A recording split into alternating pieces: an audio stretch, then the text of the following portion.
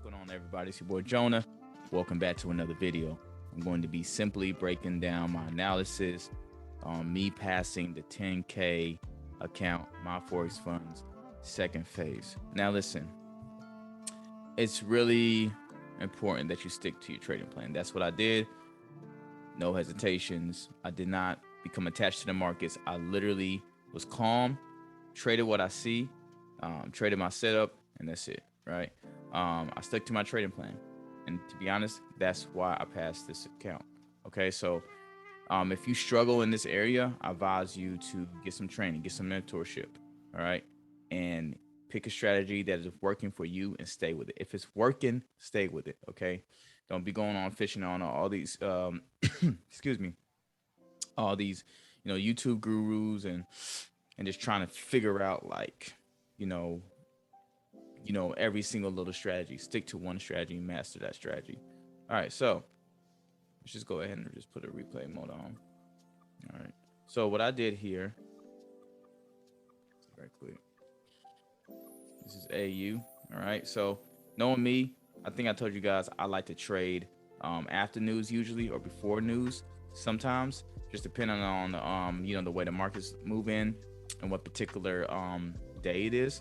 I noticed that on a 4-hour time frame, the market is trending down. Okay, so if this market is turning it down, break a structure, market's turning it down, break a structure, then I'm looking for more sales, right? DXY completely continuously bullish because of interest rates. They're hiking interest rates. So when you see this pullback on a Monday, can you counter trend trade? Absolutely, you can counter trend trade.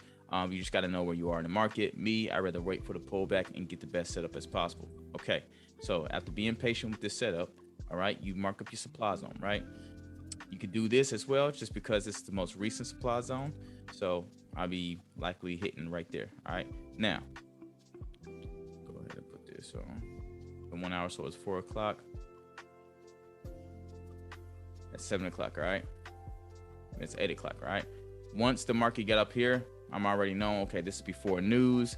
More than likely, the market's probably going to be selling off pretty soon, just because of the market's condition of interest rates and XXX being bearish overall and the DXY bullish. All right, so we can go into 5-minute time frame and tell you exactly what happened, how I got in. Okay, all right, so you see how you start seeing these sell-off. Right now, let's just delete this. I already know that the market is at my supply zone, so I don't need those areas no more.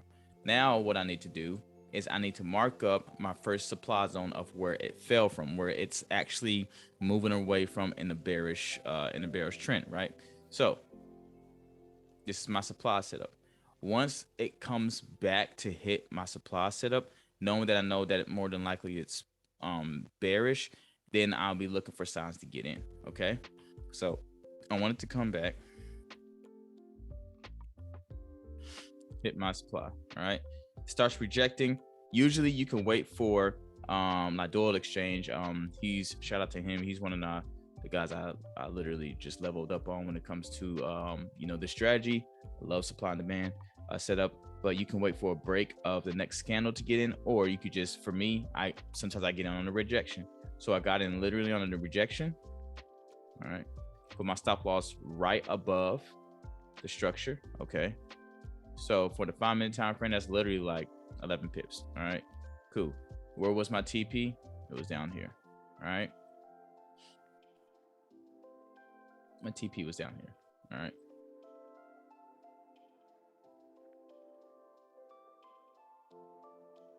all right, boom. All right, TP hit. All right, so knowing that this is like a really great move that I took, you see how simple my supply setup was. I literally waited for the market to come in that area, and then afterwards I looked for news to happen, and then once it happened, it went my direction, and then I waited for a pullback for a retest. That's the key, a pullback on a retest to test the area where it dropped. You don't have to keep chasing these markets, guys. Let it come back to you. The more you chase, the more you're putting yourself in a position to lose. Trading should not be a game of gambling. It should be something that you should be looking forward to, making extra money and treating it like as if it is your business, right? Now, you have to be disciplined. You just really have to be disciplined. But don't think about Forex too much as a business. Think of it as a way that you're learning something. Think of a way that you're getting better at something, but take it serious, right? Because sometimes we get so business minded that when we lose, we get frustrated ourselves, we pout, we doubt, then we start looking for all other strategies, right? Sometimes, our focus of business is not really business, if that makes sense. So we take it too seriously, and then we start losing, we get discouraged, and then we're like, oh, this is not for me. Just take this as a way of you're learning a skill, you're getting better at it, and the more you're getting better at it, then you become more of an entrepreneur. Okay, so that was my setup right there, strictly on supply, guys. Look, anytime you see supply setup, it breaks from it, just wait for that retest, continuation, enter, stop loss above here. That's what I usually do. And the market does the same thing over and over again. Okay, now let's go ahead and fast forward to today's. All right, we're going to fast forward to today's setup. Okay, that happened. Okay, so right here. All right, so I realized too that the market came right here. All right, this is demand zone. It's a Friday, excuse me, a Wednesday today. Now, what I'm getting ready to say is usually on Wednesdays, I have trouble profiting because for some reason Wednesdays, they just love to pull back. But I'm starting to study Wednesdays a lot more because I noticed that people call them, reversal days. I think any day, it's just a typical trading day. But I do look at it more as some days are more continuation days, some days are just pullback days, okay? And that should get you in the mindset of knowing how the market tends to move a lot. Knowing that AU is at a completely demand area, I knew that in my mind, this was going to have to pull back, especially before news. I believe today was crude news, crude oil for USD. So more than likely, it's probably going to pull back before the news happened and drop. So I was looking for buys at a crucial demand. Now, people say, like, why is it counter trend? The reason why I'm trading counter trend is because I see the signs of it. Okay, so let's go here. You guys see that the market's already creating a level of demand. All right, 7. So anytime the market is creating so many wicks to the downside, this is literally telling you that something's getting ready to happen. Okay. All right. So, you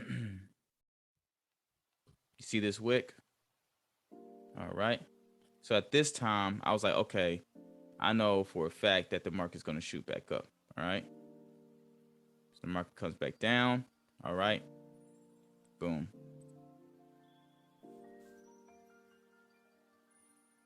I knew for a fact that the market was going to come back. All right. And honestly, all I needed was 10 pips. All I needed was 10 pips. I actually got in, I think, let me see. There it is. I actually got in somewhere right here. Yep. And my TP was like right. I think it was right here. All right. So boom, TP hit. All right.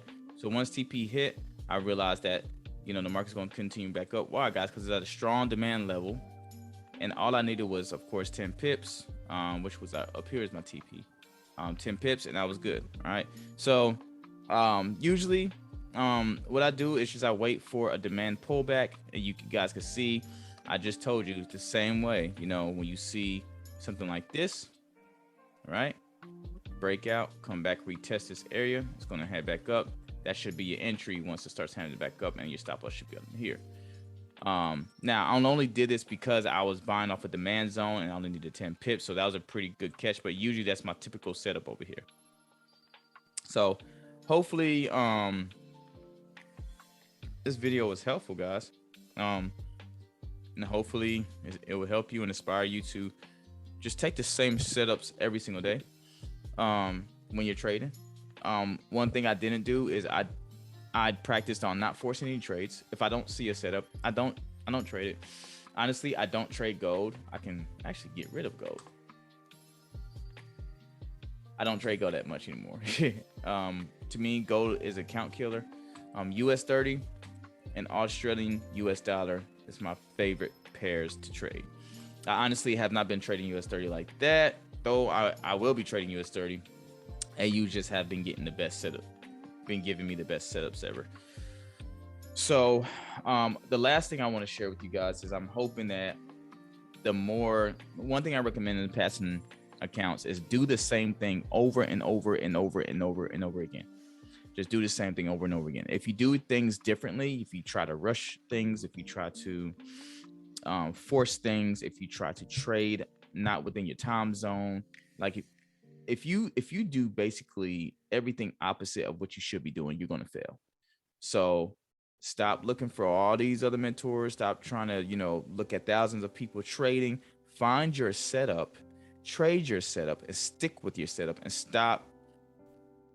One of my people in my group was talking about hesitating. I would say stop hesitating. Put that trade in and let it run. Know your setup, do it, let it run. If you back test and then you figure out that you're winning while back test, do the same thing in the live market. Don't worry about losing because you're going to lose regardless of how you see it. You got to get in the market if you want to win. Once again, I hope this video was helpful. Like and subscribe if you think this video was definitely helpful, and I hope to see you sometime in my next video. God bless.